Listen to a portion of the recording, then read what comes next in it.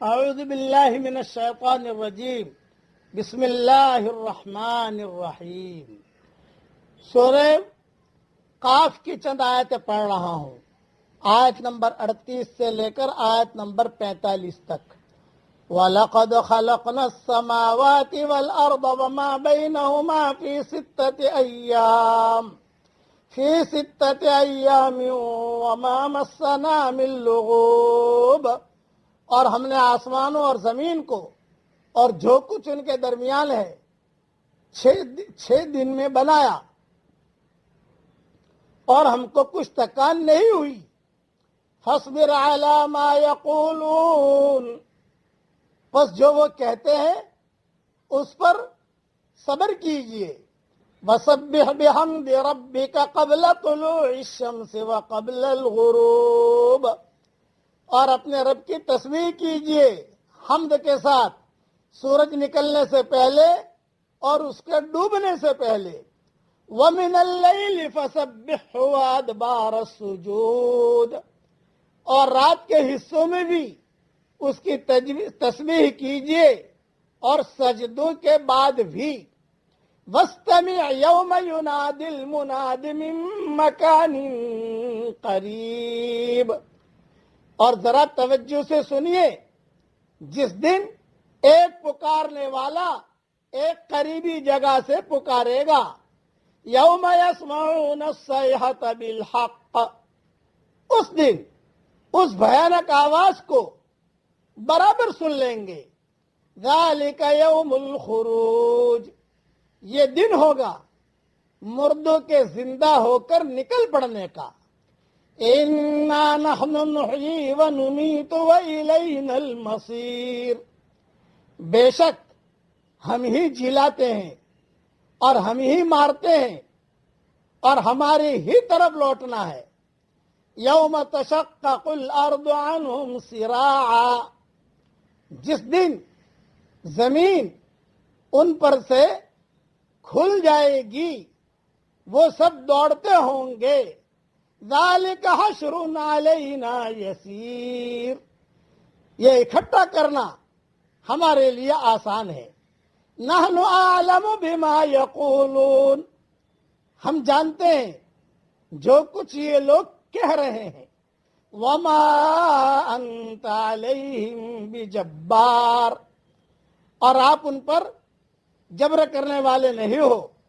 فذکر بالقرآن من یخاف وعید، پس آپ قرآن کے ذریعے اس شخص کو نصیحت کیجئے جو میرے ڈرانے سے ڈرے۔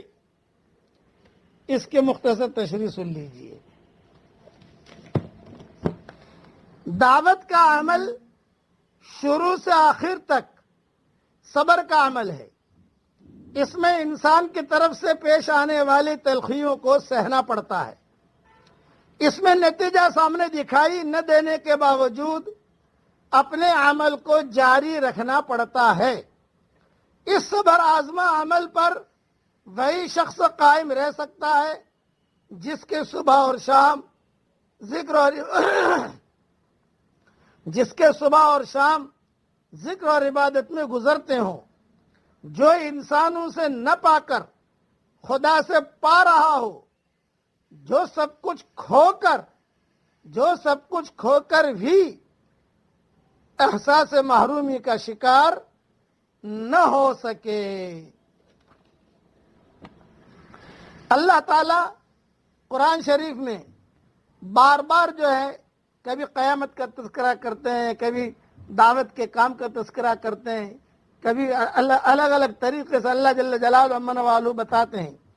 اچھا، یہ جو حضور صلی اللہ علیہ وسلم سے فرمایا گیا کبھی صبر بھی کیجئے، نماز بھی پڑھیے، تو بعض علماء کہتے ہیں معراج سے قبل مسلمانوں کے لیے صرف فجر اور عصر کی نماز اور حضور صلی اللہ علیہ وسلم کے لیے تہجد کی نماز بھی فرض تھی۔ معراج کے موقع پر 5 نمازیں فرض کر دی گئی۔ یہ تفسیر ابن کثیر میں یہ مضمون لکھا ہوا ہے۔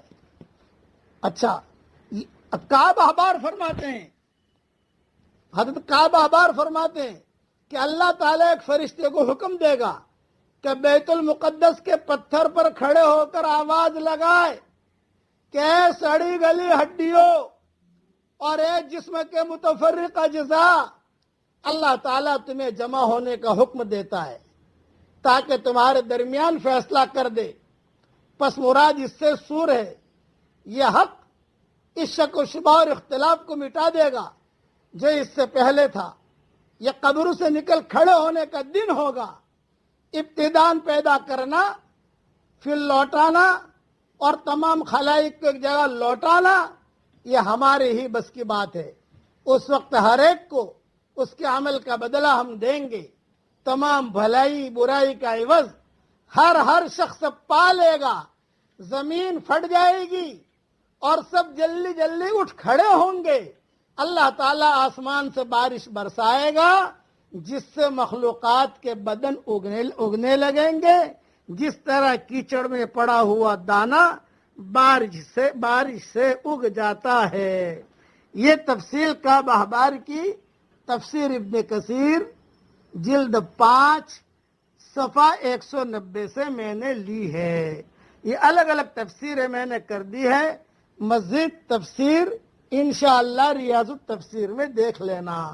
خلاصہ کلام یہ کہ قیامت کا دن آنا ہے، اللہ کے سامنے کھڑا ہونا ہے، اللہ کو منہ دکھانا ہے، اس کی تیاری ہم سب کو کرنی ہے، اور یہ بہت ضروری ہے کہ اللہ تعالیٰ کی یہ احکامات کو ہم پورا کریں۔ اور اسی طریقہ پر کتابوں میں یہ بھی لکھا ہے کہ حضرت قتادہ جب اس آیت کو سنتے تو ایک دعا مانگتے، اللہم، پڑھو میرے ساتھ، اللہم اجعلنا ممن یخاف وعیدک ویرجو موعدک، یا بار یا رحیم۔ ترجمہ ہی پڑھ لو، اے اللہ تو ہمیں ان میں سے کر جو تیری سزاؤں کو ڈرا دے، جو تیری سزاؤں کے ڈراوے سے ڈرتے ہیں اور تیری نعمتوں کی امید لگائے ہوئے ہیں۔